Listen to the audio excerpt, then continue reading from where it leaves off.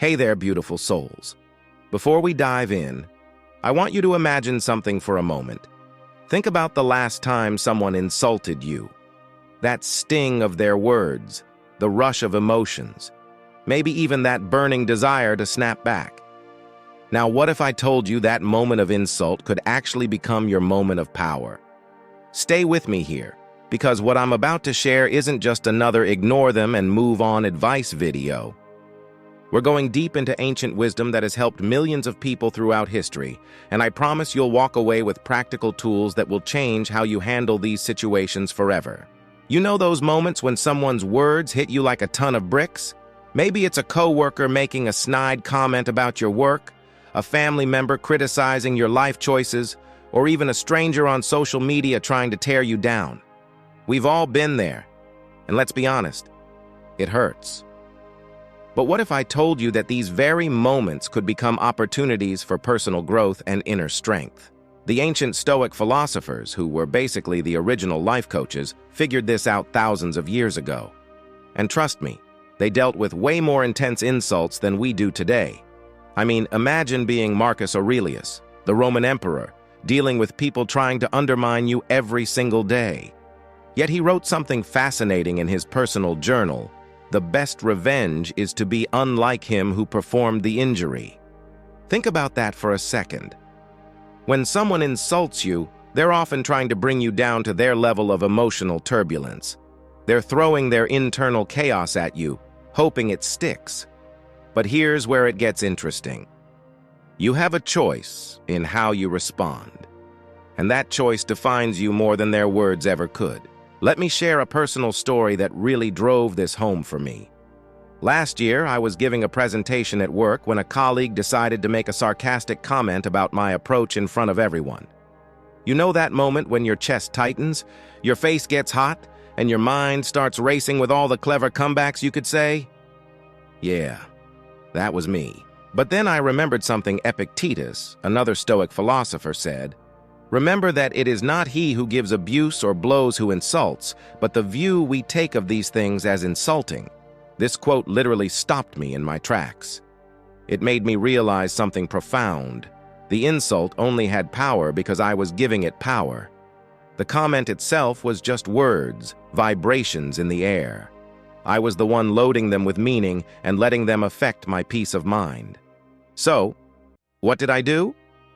Instead of firing back or letting it ruin my presentation, I paused, took a breath, and said something that changed the entire dynamic. That's an interesting perspective. Would you like to share what specific aspects you think could be improved? The room's energy shifted immediately. My colleague, who was expecting either a defensive response or an emotional reaction, was suddenly put in a position where they had to either contribute constructively or reveal their comment as purely destructive. This leads me to the first practical technique for handling insults: the perspective shift. When someone insults you, train yourself to see it as information about them, not about you. As Seneca, one of the greatest Stoic philosophers, put it, "The person who insults me is either above me or below me. If they're above me, I shouldn't be upset because they might be right. If they're below me, I shouldn't be upset because they don't know any better." Let's break this down into actionable steps. First, when an insult comes your way, pause. Just pause. This tiny moment of space between the insult and your response is where your power lies. In this pause, ask yourself, what must be going on in this person's life for them to feel the need to insult others? This isn't about making excuses for their behavior. It's about understanding that happy, fulfilled people rarely feel the need to tear others down. Second, remember what Marcus Aurelius said. How much more grievous are the consequences of anger than the causes of it? In other words, your angry response to an insult will often cause you more problems than the initial insult ever could. Think about it. How many times have you regretted responding emotionally to someone's provocative words? Here's another personal example that really illustrates this point. I was at a family gathering when a relative made a cutting remark about my career choices. You know the type. Those sugar-coated criticisms that are supposedly just trying to help. In the past, I would have either defended myself aggressively or walked away feeling diminished. But this time, I tried something different. I remembered another piece of Stoic wisdom from Epictetus. If anyone tells you that a certain person speaks ill of you, do not make excuses about what is said of you, but answer, "He was ignorant of my other faults, else he would not have mentioned these alone." The beauty of this approach is that it completely disarms the person trying to insult you. It shows that their words can't touch your self-worth because your self-worth isn't dependent on their opinion. So, I smiled and said, "You know, you might be right. I'm still figuring things out, and I'm sure I'm making plenty of mistakes along the way." What was your journey like when you were at this stage? This response did three things. It acknowledged their perspective without accepting it as truth. It showed that my self-worth wasn't tied to their approval, and it opened the door for a potentially more meaningful conversation. But let's get really practical here. I want to share with you what I call the respond method for handling insults. R, recognize the insult for what it is, someone else's projection. E, evaluate your emotional response but don't act on it immediately. S, seek understanding of both their perspective and your reaction. P, pause and breathe. O, observe the bigger picture. N, navigate toward a constructive response. D, decide how this can make you stronger. This method isn't about suppressing your emotions or being a pushover. It's about responding in a way that maintains your dignity and might even transform the situation into something positive. As Marcus Aurelius wisely noted, the best way to avenge yourself is to not be like the wrongdoer. Let's look at how this plays out in different contexts. In the workplace, for instance, insults often come disguised as constructive criticism or passive-aggressive comments.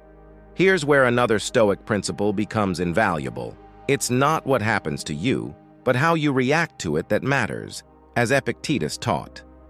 Imagine a colleague says something like, "Oh, I'm surprised they let you handle this project, given what happened last time."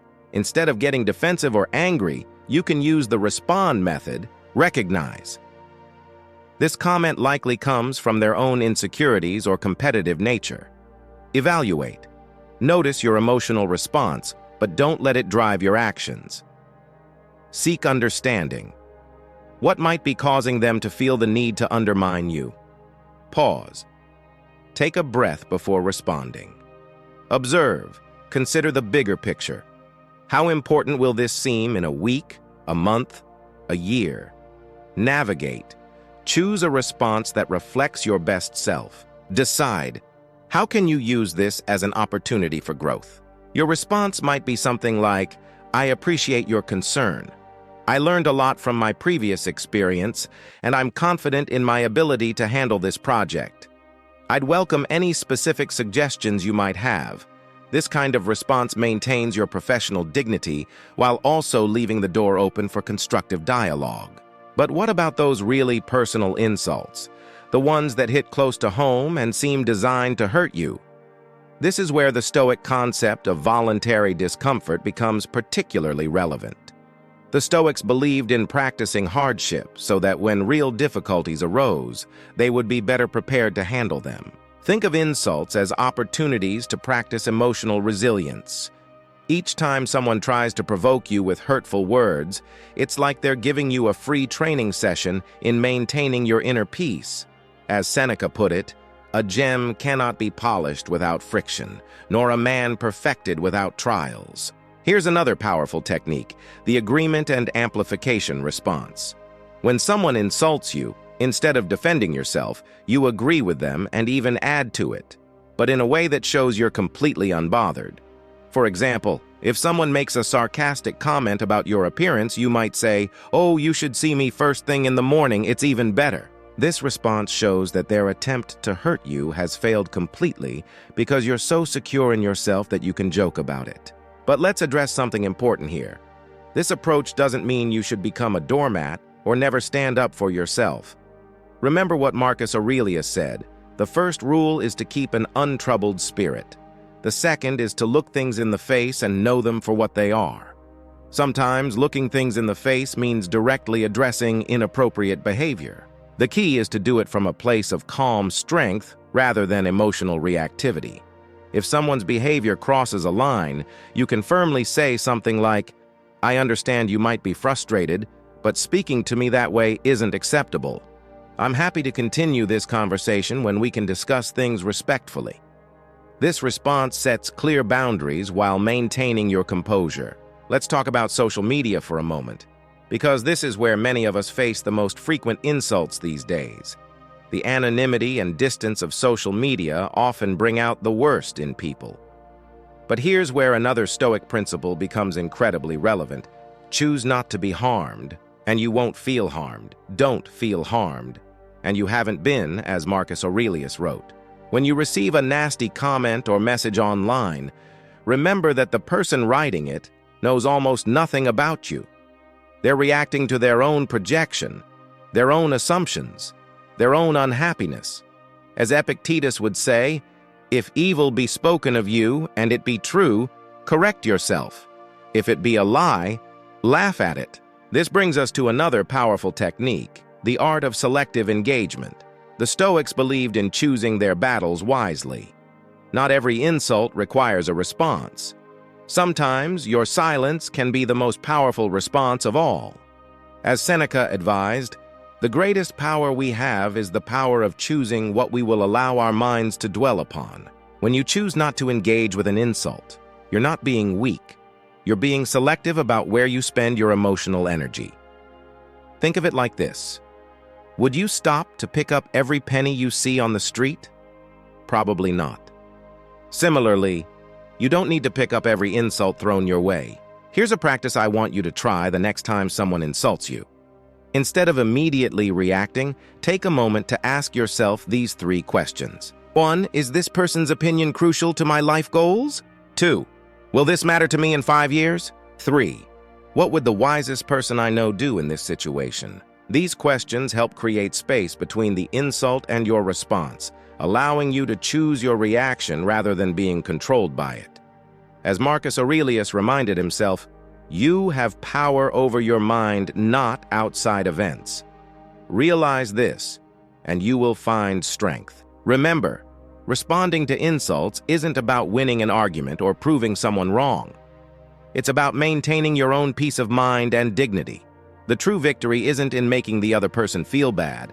It's in remaining true to your best self despite their behavior. As we wrap up this discussion, I want to leave you with one final thought from Epictetus. If you want to improve, be content to be thought foolish and stupid. Sometimes the most powerful response to an insult is to let go of your need to be seen as right, smart, or important in the eyes of others. True strength lies in being secure enough in yourself that other people's opinions, good or bad, don't define your worth. Your assignment, should you choose to accept it, is to practice these techniques in your daily life. Start small, maybe with minor annoyances or slight criticisms. Build up your resilience gradually, like building a muscle. Remember, the goal isn't to become invulnerable to insults. It's to become so strong within yourself that insults lose their power over you. Thank you for staying with me through this journey. Remember, every insult you face is an opportunity to practice these principles and grow stronger. As Marcus Aurelius said, what stands in the way becomes the way. Let the insults you face become stepping stones to your personal growth rather than stumbling blocks in your path. If you found value in this video, please like and subscribe, not for the numbers, but because it helps share this message with others who might need to hear it. Drop a comment below sharing your own experiences with handling insults. Let's learn from each other and build a community of strength and wisdom.